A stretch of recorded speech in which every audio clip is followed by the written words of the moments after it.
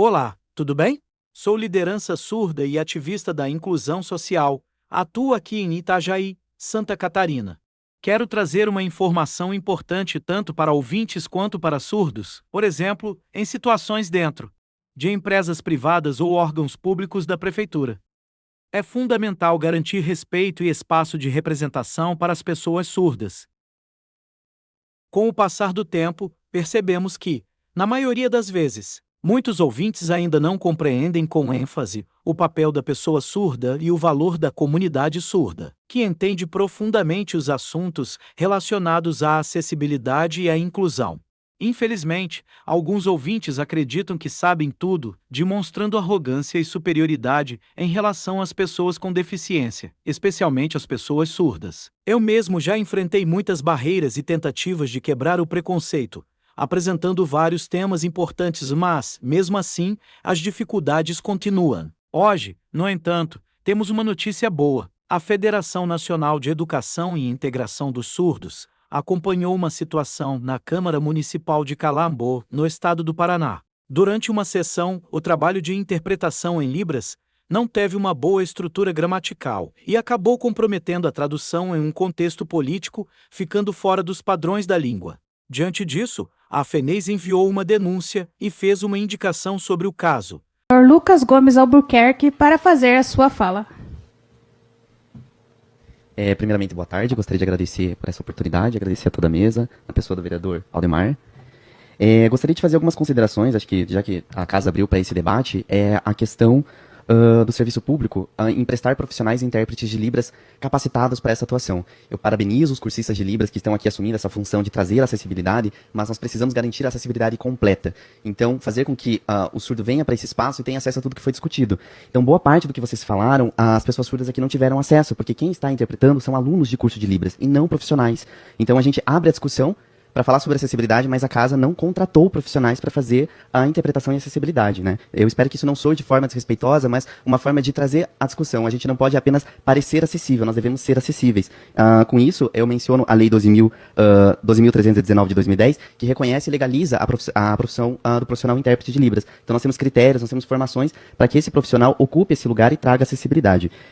Também digo que algumas coisas que foram faladas aqui hoje à tarde mostraram como nós devemos ter de fato um letramento sobre a área da política pública para pessoas com deficiência. Então, Libras é uma língua e não uma linguagem. Libras não é uma língua oficial, é reconhecida. Se de fato Libras fosse uma língua oficial, nós teríamos documentos oficiais dessa língua, que não é o caso. É uma língua reconhecida pela comunidade surda no Brasil. Uma outra questão, nós devemos trazer para esse debate instituições representativas da comunidade surda. Então, pensar em plenárias, pensar em espaços que debatam isso, mas convidar pessoas entidades representativas da comunidade surda, como a FENEIS, pensar em trazer representantes da comunidade surda, como psicólogos surdos da região, profissionais surdos de outras áreas, não somente os professores, para debater essa questão da acessibilidade, né? Eu parabenizo pela empreitada e pela iniciativa, mas nós devemos fazer isso com muita responsabilidade, e não para soar apenas como uma forma de crítica, mas como uma forma de motivá-los. Penso que nós deveríamos ter um seminário, deveríamos ter um simpósio e convidar professores, doutores da área para falar sobre questões de acesso do surdo na área da saúde. Temos o doutor Ringo Benz, que defendeu uma tese falando sobre o surdo e a área da saúde. Temos o professor Jefferson de Jesus, da UFPR, que é professor surdo e doutor, que fala de políticas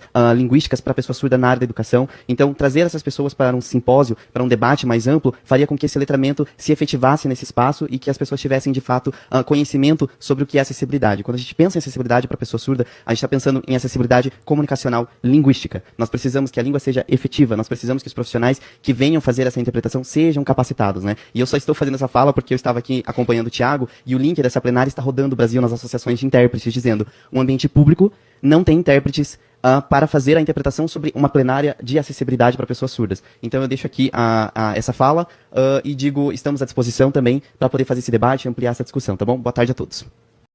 Dicas. Sim, se o tribuno da Câmara de Vereadores for surdo, é responsabilidade do intérprete de Libras acompanhá-lo durante a tradução. Em muitos casos, o intérprete de Libras acaba saindo do contexto da voz ou da mensagem do surdo, e isso pode acontecer. Outras dicas. A questão é o meio visual e a estrutura acessível para a pessoa surda. Por exemplo, quando há uma figura ou objeto atrapalhando o intérprete de Libras, na frente de outras pessoas da tribuna ou ao lado, em uma mesa grande, o surdo não consegue acompanhar visualmente a tradução. Além disso, Nas transmissões ao vivo da TV, às vezes a imagem fica ruim, mostrando mal o vereador e o intérprete. Mesmo assim, é muito importante manter a acessibilidade em Libras e ter preocupação com as pessoas surdas.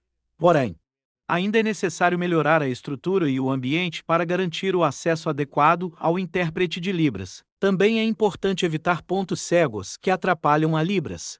A língua brasileira de sinais é visual e depende do acompanhamento das classificações e configurações de mãos, que precisam estar sempre visíveis para a pessoa surda.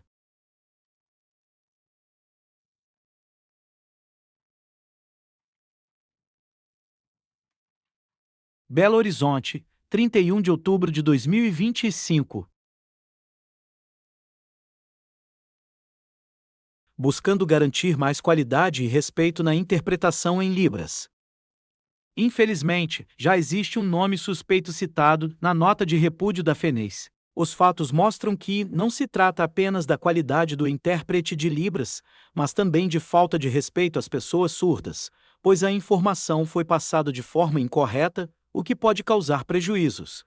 Essa situação serve como um alerta para aumentar a consciência sobre a importância da acessibilidade e do cumprimento das leis. No final da nota, estão citadas as seguintes legislações que precisam ser respeitadas. Lei nº 10.436 de 2002, Lei de Libras. Decreto número 5.626 de 2005 regulamenta a Lei de Libras. Lei nº 12.319 de 2010, Lei do Intérprete de Libras. Lei nº 13.146 de 2015, Lei Brasileira de Inclusão. Convenção sobre os Direitos das Pessoas com Deficiência, Decreto número 6.949 de 2009. Essas normas deixam claro o respeito ao cidadão surdo e a responsabilidade profissional dos intérpretes de Libras, garantindo qualidade e eficiência na comunicação. É necessário implantar a representatividade da pessoa surda, principalmente com a presença de lideranças surdas em conselhos, bancas de avaliação e espaços de decisão. Mesmo assim, parece que a comunidade ouvinte ainda não segue a lei ou simplesmente ignora sua existência. Essa falha gera problemas graves de acessibilidade em Libras, por isso, é importante saber quem é o responsável pela contratação ou licitação dos intérpretes de Libras. Existe participação de uma pessoa surda dentro da estrutura municipal? Se não houver, então não há inclusão real, e sim uma situação muito séria e preocupante. Esse tema faz parte da política surda e reforça a importância do líder surdo participar e dar ênfase às questões dos intérpretes de Libras. Outras coisas sobre a minha experiência: já fui a vários lugares, por exemplo, na Câmara de Vereadores de Itajaí, na Prefeitura e em outros espaços. Também participei do Comitê de Defesa da Pessoa com Deficiência, onde enfrentei muitas barreiras, porque os ouvintes ainda têm preconceitos em relação às pessoas surdas. Muitos pensam que a pessoa surda não sabe português e criam opiniões baseadas apenas na mentalidade ouvinte. Isso acaba gerando audismo, ouvintismo e capacitismo, algo muito grave. Eu já avisei e mostrei várias vezes, mas mesmo assim continuam repetindo os mesmos erros. Se continuar desse jeito, vou fazer uma denúncia. Porque isso não é certo. Eu sei que não é fácil trabalhar e lutar por espaço ao lado deles. Mas eu pergunto: cadê o respeito? Cadê a inclusão real? Só os ouvintes podem fazer as coisas e depois dizer que fizeram inclusão bonita, sem a representação da pessoa surda? É difícil, porque muitos se preocupam mais com a fama e a imagem, enquanto o surdo tem que abaixar a cabeça.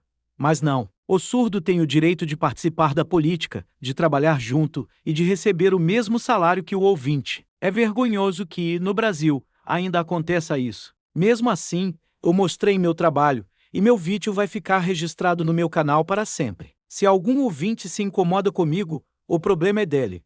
Eu tenho o direito de me expressar, tenho minha opinião e meu pensamento real como pessoa surda. Sou liderança surda e ativista da inclusão social, e desde o início sempre falei e continuo falando. Agora, Não aceito que tentem me ignorar ou minimizar os problemas. Agradeço a FENEIS, que tem mostrado histórias importantes e marcantes no Brasil.